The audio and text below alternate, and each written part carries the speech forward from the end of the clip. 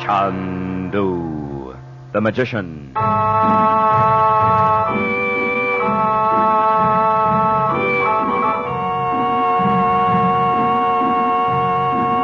Good evening, ladies and gentlemen. The makers of White King Soap present for your enjoyment Chandu the Magician. Today, Chandu, master of illusion, offers you one of his mysterious and amazing tricks. Chandu calls this trick the Assyrian money changer, and it changes pennies into dimes. Want this trick? Want to mystify and entertain your friends? Want to be a magician like Chandu? All right. Get that White King box top, send it with a quarter straight to Chandu, Los Angeles 21, and receive your first Chandu magic trick by return mail. What fun you'll have saying, "See this penny? I lay the penny on the table. Now I cover the penny with the mystic ruby block. So, coot, I say. Then remove the block, and the penny's gone. Now it's a silver dime." The trick is easy. So easy a child can do it. But it is clever. So clever it is very hard to detect. Start your collection of magic tricks right now with Chandu's Assyrian money changer. Just send 25 cents in coin and the White King Soap box top to Chandu, Los Angeles 21. Be sure to print your name and address plainly.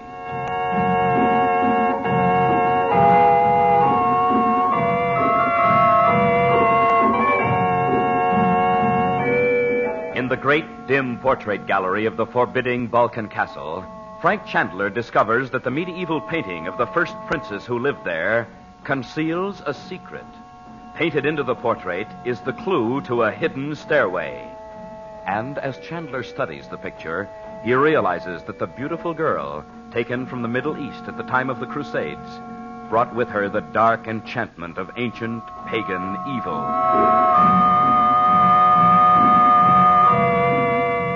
At the foot of the hidden stairway in a tiny cellar room, Chandler finds Nicholas Karowitz, who had disappeared from his home the day before.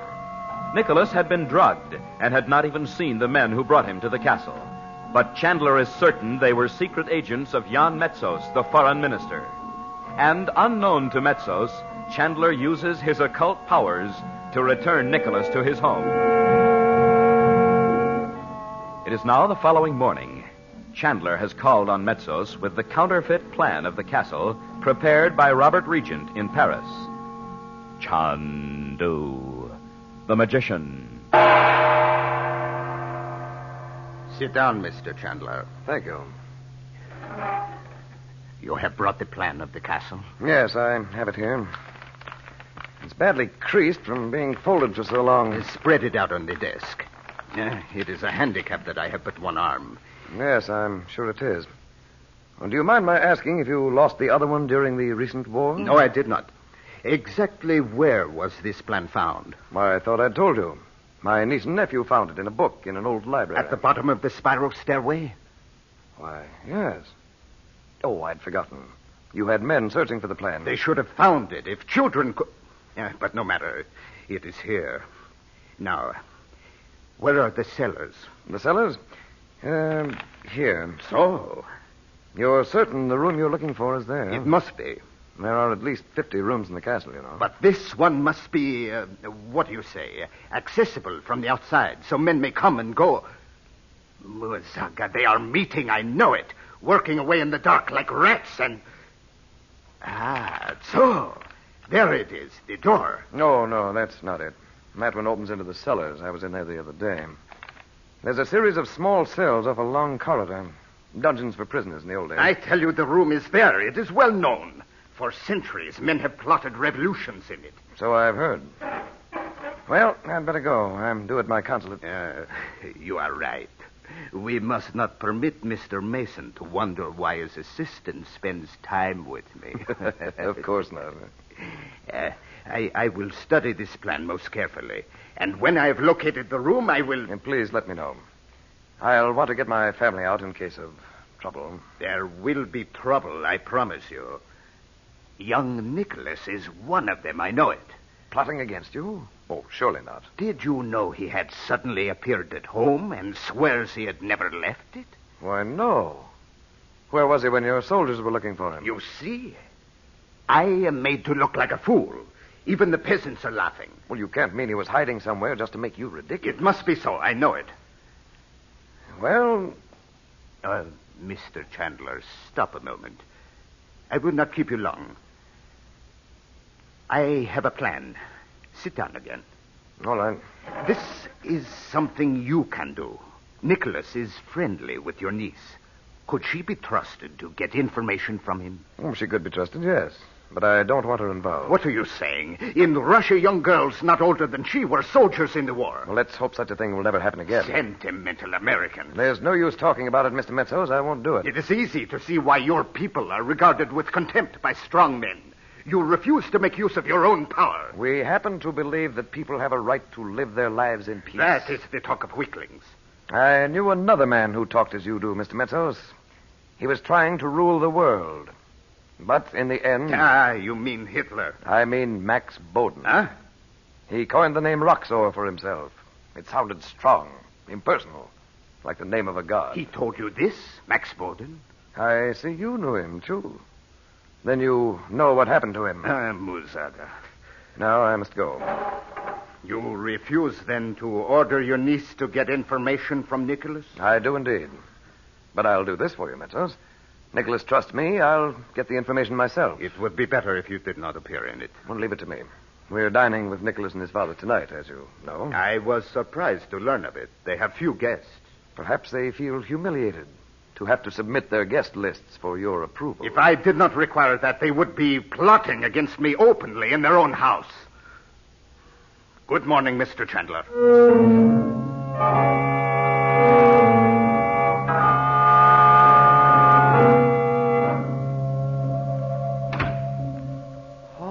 Moses, Uncle Frank, it's real. Well, the plotter's room.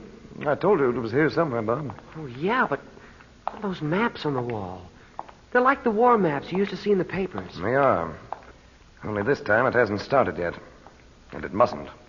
Hold the flashlight so I can see. Oh, let's see where the door goes before you nail it up. I know. It opens into the backyard, right next to the door of the old library. This is the door Gomez was looking for that day. Hey, do you think that's the way the dwarf got in? I'm sure of it. He must have been told just where it was. You hold the light still, Bob. And it was a Rainier your mother heard in the portrait gallery yesterday. It sure is funny. All Roxor's old gang showing up here. Yeah. Well, now let's do it. It's not at all funny, Bob. Dmitri was one of Roxor's men. And I found out this morning Metzos was, too. He was? Then maybe it was Mr. Metzos that told Arenier to put that little image of the priestess in Betty's room. Of course not. Metzos doesn't know anything about black magic. It was Dmitri. Oh, gosh. Come on. We'll go back upstairs. Oh, wait a minute. Look, Uncle Frank. Arenier can't get in here now. Your mother and Betty needn't know he's ever been here. Well, I don't mean that. Uncle Frank, do you think black magic is stronger than, well, the kind you do? Well, that depends, Bob. On what? On the subject. No one can be influenced by black magic unless he's willing to be. Off guard. Well, but that's just it. Don't worry. You know all about Dmitri, and so does Betty. Well, yeah, but let me tell you something, Uncle Frank. For all you know, Dimitri's just a regular guy like anybody else. Bob, do you think I'd accuse a man of practicing black magic unless I knew it was true? You and Mom don't like him. That's all there is to it. Did Dmitri say that? You haven't discussed this with him, I hope? I can think for myself. Not if this is the way you reason things out. You know, this is the second time you've spoken like this about Dmitri. Well? I know what I'm talking about, Bob.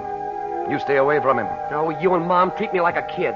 I'll be glad when that tutor of yours gets here. He'll keep you busy. Come on, let's go upstairs.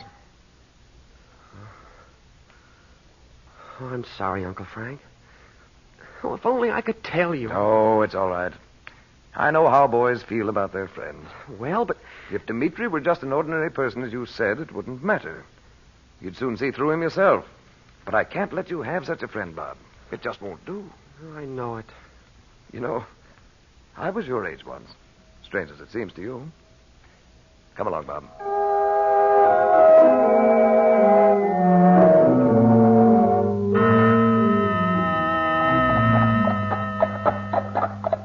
I never in my life thought I'd be going to have dinner with a king.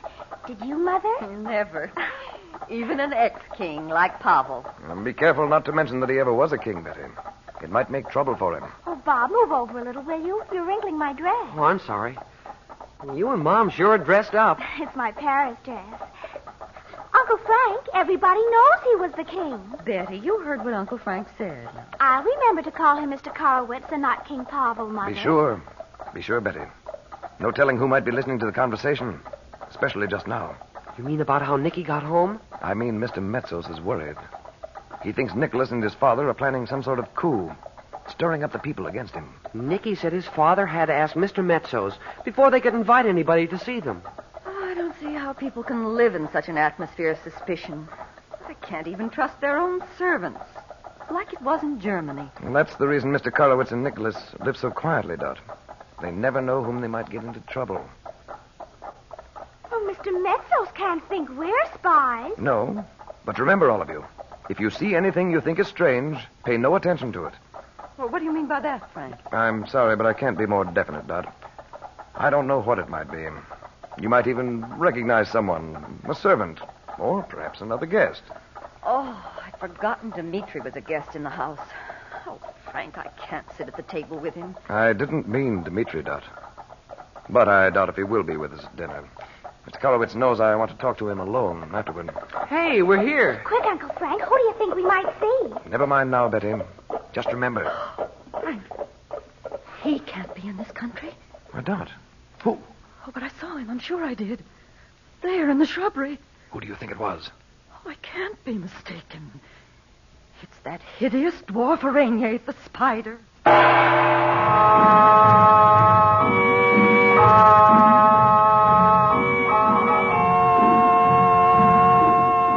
Would you like to be a magician? Would you like to mystify your friends with magic tricks? Chandu the Magician has a magic trick for you. Chandu calls it the Assyrian money changer. It changes pennies into dimes. And we'll send it to you for just 25 cents and a white king box top. This trick is fascinating. Listen. You lay a penny on the table.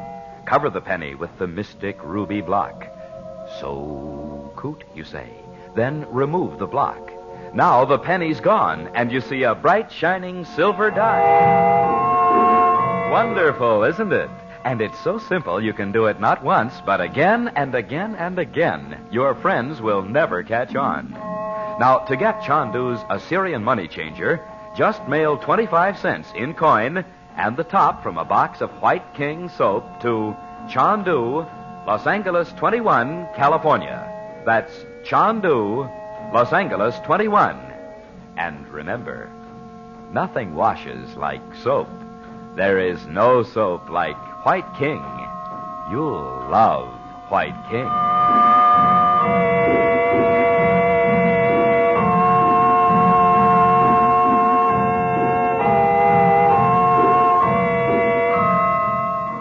The makers of White King invite you to listen again Monday at this time when the story resumes.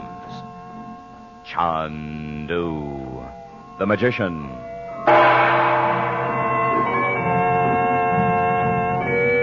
This is the Mutual Don Lee Broadcasting System.